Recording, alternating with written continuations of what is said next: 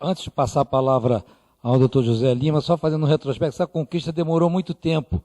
Como o professor Chad já escreveu várias vezes, o seguro-desemprego foi previsto na Constituição de 1946 e só foi criado em 1986, no Plano Cruzado, presidente José Sarney. E o FAT só foi criado em 88, desculpe, com a nova Constituição, e começou a funcionar em 1990. Por favor. O seguro-desemprego está na Lei 4923, artigo 12, que era para criar uma comissão para implantar o seguro-desemprego no Brasil. O auxílio financeiro que ficou um pouquinho, mas não foi. Boa tarde. Sendo bem objetivo, até porque eu fiquei por último e eu vou ter que correr, porque senão todo mundo corre daqui, né? Eu já estou também com fome. Bom, pessoal, é o seguinte, primeiro, boa tarde, agradecer ao Ministério do Trabalho e Emprego o chamamento, o convite ao Ministério Público do Trabalho, até porque somos muito parceiros, né, desde muito tempo. Parabenizar o DIEESE pela apresentação do professor Clemente e dizer que nossas ações são baseadas com muitos dados do DIEESE, do IPEA, então nós usamos bastante isso. Espero que a Justiça do Trabalho ela comece a dar muito valor para essas estatísticas, principalmente para você verificar a questão de assédio moral, questão que muitas vezes fica difícil provar, e a gente consegue provar também pelo lado estatístico. E tentar adotar um pouquinho a política americana de não precisar de provas junto com isso. Comentar o que já foi falado, eu digo o seguinte, que a rotatividade ela não é um fenômeno brasileiro, ela é um fenômeno mundial. De 2012 a 2014, 161,7 milhões de trabalhadores vão trocar de empresa, segundo dado nosso. Tendência é que vai continuar até 2018, onde se verificará que na Ásia e no Pacífico vai aumentar. A tendência é de aumento. Na América Latina vai crescer bastante, principalmente por Olimpíadas e Copa do Mundo, leia-se Brasil. E diminui na Europa. Mantém-se nos Estados Unidos também, mas na Europa é uma certa diminuição. Por que que isso acontece? Essas rotatividades, ela tem alguma causa, tem alguma... Vamos agora à realidade brasileira. Tem algum motivo? Por que que existe uma rotatividade? São vários motivos. Primeiramente, muita gente falaria, não, é questão salarial. Não é só a questão salarial. Na realidade, estão várias possibilidades. Geralmente, nós pesquisamos nas nossas ações, nas investigações no Brasil inteiro, o assédio moral praticado dentro da empresa é um fator que leva o trabalhador a pedir demissão. Principalmente aquelas pessoas que estão em classes de minoria ou com instabilidade. Mulheres, gestantes, pessoas em questão de raça, credo. Então, essas pessoas, muitas vezes, elas são forçadas a deixar o emprego. Então, quando se fala pedido de demissão do empregado, não é simples. Trabalho, pessoal, não está fácil, não. Tá certo? Trabalho você encontra na rua, não. Eu discordo do professor Celso Pastor dizer que falta mão de obra no Brasil. Falta, não. Nós temos mão de obra, sim. Tá certo? Isso é uma visão muito unilateral. Que história é essa? Abra aí uma vaga de trabalho em qualquer empresa, veja a fila que vai se formar. Abra concurso público. Quantas empresas vivem fazendo só em termos de indústria do concurso público? Então não há falta de mão de obra, muito menos qualificada. Nós temos qualificação, sim. Agora, temos dificuldades, claro. As empresas querem contratar numa situação bem mais vantajosa. Não é assim. Tenho dificuldades, sim, porque o desemprego é alto. Vá ser desempregado. Eu tenho um caso lá, eu sou síndico do prédio, até parece que não tenho muito o que fazer, foi ser síndico do prédio. E o pessoal pediu para sair, doutor, eu quero sair porque eu estou precisando. Tudo bem, dispenso você. Dispensei, normal, como se eu tivesse dispensado. Fez o seguro-desemprego dele, passou um ano. Depois de um ano, voltou, pedindo para voltar, dizendo que não deu certo. Aí eu digo, tudo bem, vai ter uma vaga, eu posso aproveitar. O que eu estou dizendo é que emprego dá difícil. Ponto. Tá certo? Agora, quais são as causas? Eu fui procurar fazer uma pesquisa E tem aqui, olha, são benefícios insuficientes, mal empregados, sociabilidade precária, baixa interação entre grupos de trabalho, ambiente e clima de trabalho desconfortável, política interna de pessoal mal empregado. Tudo isso é causa para desligamento. Por que a empresa despede? Alguém pode me dizer por que a empresa chega a despedir? Porque essa taxa de alta rotatividade, muito bem feita aqui pelo Diese, aumenta muito na construção civil. Qual é o motivo? Olha, pessoal, eu não vou aqui dar a fórmula. A fórmula quem deu foi o Diese. Eu vou dar uma explicação do meu ponto de vista como procurador. As empresas, elas têm uma necessidade variáveis de alteração de mão de obra. Vamos lá, questão salarial. O salário de pessoas mais experientes, tá certo? Aumenta. Quando é uma atividade que pode ser exercida por um outro que mais jovem, ela pode aproveitar essa dispensa, já que no Brasil, graças a Deus, existe a proibição de diminuir o salário. Então, ela passa a substituir a mão de obra para diminuir custos na folha de pessoal, de pagamento. Ponto. Não existe, eu digo isso sempre, em qualquer lugar que eu vou falar, o empregador brasileiro não tem raiva do empregado, não, pessoal. Isso não existe, não. O empregador brasileiro detesta o empregado, não. Não é isso, não. O empregador brasileiro quer ganhar. O empregador brasileiro quer ter lucro. Se isso vai dar problema para o trabalhador, ele não vai se preocupar. Por quê? Porque que muitas fazendas são encontradas com condição análoga a escravo. Você acha que o dono da fazenda que está em São Paulo, em Miami, em algum lugar, se preocupa? Às vezes não está nem sabendo, eu acredito. Mas é isso que é o problema. O pior não é a falta de cuidado, é a falta de importância. É a indiferença. A pior coisa do ser humano é essa questão da falta de... É a indiferença. Parece que você virou uma coisa. É o que Carmen Lúcia, ministra, fala. A coisificação do ser humano. Na hora que o trabalhador é usado como moeda de troca, na hora que o trabalhador é usado como simples mão de obra, sem se importar com a dignidade da pessoa humana, que é um dos pontos que o Ministério Público do Trabalho mais usa em sua ação, a dignidade da pessoa humana, o valor social do trabalho.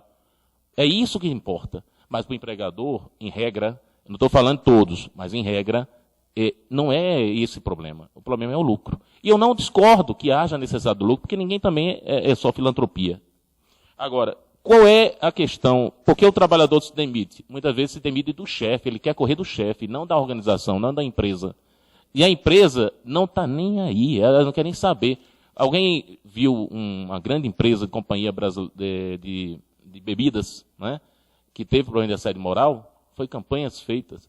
Nós fizemos em Natal, feita uma ação civil pública, ganhamos porque havia provas de pagamento de prendas, fazer exercícios físicos porque não atingiu a meta. Então, assédio moral. Grande, não estou falando uma empresa, não falando uma multinacional, e foi condenada. Então, isso aí se deu por quê? Porque despreocupação da cúpula com a base. Esse é o papel importante do quê? Do sindicato, do Ministério do Trabalho e Emprego, das instituições como o Ministério Público, e a própria Justiça em evitar e acabar com isso, que é um mal muito maior. Quem ganha com a alta rotatividade? Essa foi uma pergunta que o professor Clemente fez. Eu respondo que ninguém. Eu digo que todos perdem. Não existe, eu não tenho essa ideia de veneno bom e veneno ruim, nem veneno meio veneno, nem muito veneno. Para mim, o que é ruim, o que é bom é bom. Essa história de a rotatividade é boa, não é a questão da rotatividade ser boa. Vamos lá, o empregado ele trabalha e quer melhorar a vida. Ele vai buscar uma nova oportunidade, já que não encontrou ali. Quem deu a causa a isso? A empresa que não deu um plano de cargo de salário. Concordam comigo? Então, por que o empregado tem que ser sempre penalizado? Ele é o culpado. Não, pelos cálculos que eu vi, se eu posso estar errado, o professor Clemente fala, o maior percentual não é a dispensa, o pedido, não é a demissão, é a dispensa. É a empresa que dá. Fica parecendo que o empregado, não, ele é culpado. Não é assim não, pessoal. O empregado estando bem situado, ele vai ficar. Jovens, o jovem de 18, 24 anos, ele tem uma tendência maior de rotatividade. Claro. Isso é no namoro, isso é no lazer, ele já está mudando de uma hora para outra de gosto. Né? Então, isso faz parte da idade, com regras, né, com exceções. Mas o que eu estou dizendo é que a gente tem que verificar que essa rotatividade que está se discutindo aqui no seminário é aquela que prejudica.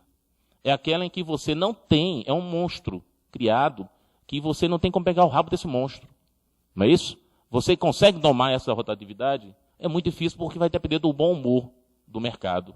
Isso é que vai resolver o problema. O governo federal tem culpa? Todos têm culpa. Todos. Tá certo? Por quê? Nós precisamos de regras, de legislações e de dar condições de trabalho, por exemplo, Ministério do Trabalho e Emprego. Eu conheço muitos superintendências que não têm condições de fazer uma atuação muito boa. Por quê? Falta estrutura. Então, temos legislação, temos quem fiscaliza. Agora, vamos dar uma estrutura para o povo. Tá certo? Agora, a dinâmica das contratações varia conforme o segmento. É uma preocupação nossa. Então, eu até sugeriria ao Diese fazer aquele quadro que tem quantos estabelecimentos privados têm taxa de rotatividade acima da média. Não só da taxa limpa. Eu queria ver da taxa global também. Tá certo? Porque eu acho que essa só a taxa limpa mascara a realidade. Porque ali é só quando a empresa dispensa. Eu quero saber tudo. Tá entendendo? Eu acho que junto com esse quadro, podia ver o outro quadro, até para quem está aqui na plateia comparar melhor. A preocupação do seguro-desemprego. Nós temos preocupação. A fraude do seguro-desemprego é crime também. Tem tanto responsabilidade administrativa como responsabilidade penal. Mas como você vai resolver isso?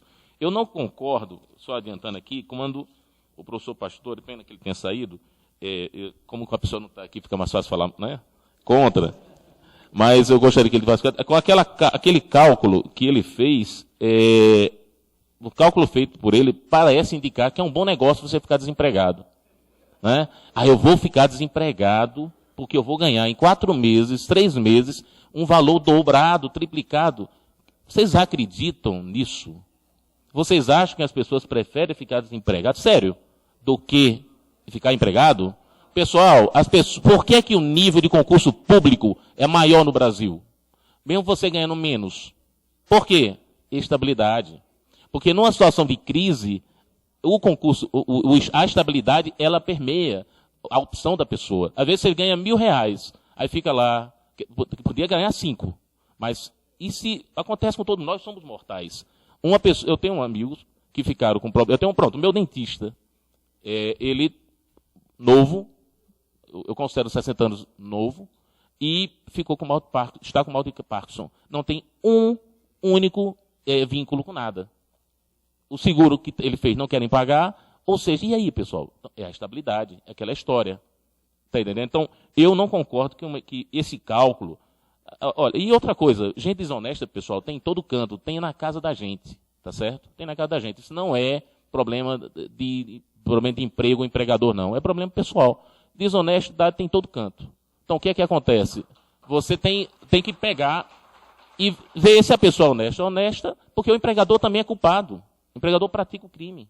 Quantos empregadores pegam, em vez de pagar... Nós fizemos um flagrante na Caixa Econômica Federal, um procurador ficou esperando, porque o empregador disse, olha, vamos lá na Caixa, eu lhe pago os 40%, pago tudo e depois você me devolve. Só que ele fez na agência da Caixa.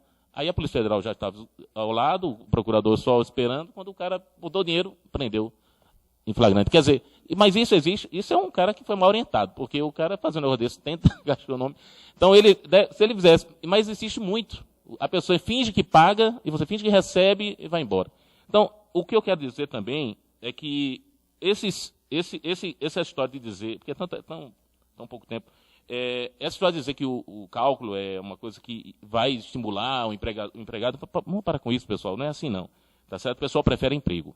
Agora, emprego digno, não é qualquer emprego. Porque o que acontece com a rotatividade? A informalidade. Claro, você está desempregado, você precisa o quê? Criar seus filhos, você precisa pagar as contas, menor, maior, o que for, mas todo mundo tem uma conta para pagar, todo mundo tem barriga, todo mundo come, todo mundo tem necessidades, todo mundo tem uma coisa ou outra. Então, nós precisamos trabalhar. E se eu ficar desempregado, eu vou fazer qualquer coisa, eu vou vender picolé, sei lá, fazer qualquer coisa. Agora, o que é que a gente tem que fazer? Ver a causa principal dessa rotatividade. Construção civil. Eu vou encerrar com 3 pontos. A construção civil, por que ela tem maior número de pessoas, de rotatividade? Aí o professor Chad, né, eu vou discordar de em 2 pontos. Né? Primeiro, eu vou deixar a terceirização por último, que é a minha especialidade, eu gosto muito. Essa questão da discutir rotatividade nos instrumentos coletivos. Salvo se for para trazer garantia de emprego. Aí tudo bem. Mas deixar para discutir, dar a possibilidade, um sindicato, disciplinar, dispensa de trabalhador, ele aceitando isso, eu acho que isso rasgou o que pode ser para sindicato. Eu entendo que o sindicato não pode, não pode fazer isso. Porque eles representam categoria, pessoal. Muitas vezes você vai para o sindicato pensando em outras coisas, mas você representa, na realidade, os trabalhadores. Como é que você vai lá disciplinar dispensa em massa? Que é isso, pessoal? Não é assim, não. Aí, não, eu prefiro... tudo bem, a escolha de Sofia. Eu prefiro perder 1.000 do que perder 2.000. Calma. Eu acho que a Justiça do Trabalho já tem uma disciplina melhor sobre esse assunto, tem uma situação que evita, ou pelo menos disciplina, essa dispensa em massa. O Ministério Público do Trabalho está disponível para isso. Agora, o que eu não acho, professor, me desculpe, é a possibilidade, na convenção ou no acordo, tratar sobre essa questão da rotatividade sem ferir o que é melhor para ela. O que é a convenção coletiva? Condições melhores de trabalho. Tá certo? E outra coisa, a não ser para dar garantia de emprego. Eu vou dar um exemplo aos senhores. Eu estou agora em Natal, onde eu sou lotado, e eu vou tratar com o prefeito, com todo mundo lá, para ver se tira uma situação que está muito grande, que é o assalto em ônibus urbano. E me fui procurado pelo sindicato de um lado e de outro, para ver o que pode ser feito. São 800 cobradores. Primeiro, eles querem tirar o dinheiro, porque descobriram, a Polícia Civil, a Polícia Militar, que esses assaltos vêm geralmente com menores de idade para crack, para uso de drogas. Então, eles tiram lá 30, 40, 50, 80 reais. Então, o que é que eles estão entendendo? Já aconteceu isso, acho que em Campo Grande, tirar o dinheiro do ônibus para tentar evitar o assalto.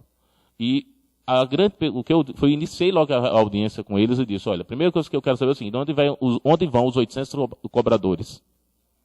A primeira posição é não haver dispensa.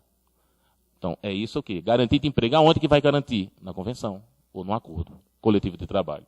Então, por isso que eu acho que essa questão da rotatividade, se for para ser tratada em convenção ou acordo, eu entendo que seja para garantir o emprego. E a questão da terceirização, que eu deixei por último, a terceirização, em momento algum, eu tenho visto no Brasil inteiro, até porque eu sou coordenador nacional de fraudes, essa terceirização está sempre presente junto com precarização. É impressionante. Eu podia dizer aqui fatos, dados, que a terceirização ela mata o acidente fatal do trabalhador terceirizado é 4 vezes maior que o efetivo. Podia dizer que o trabalho do terceirizado é menor que o efetivo. Eu podia dizer que as horas de trabalho do terceirizado é maior. E o terceirizado ele cria uma figura interessante, não é engraçada não, é interessante. É a invisibilidade.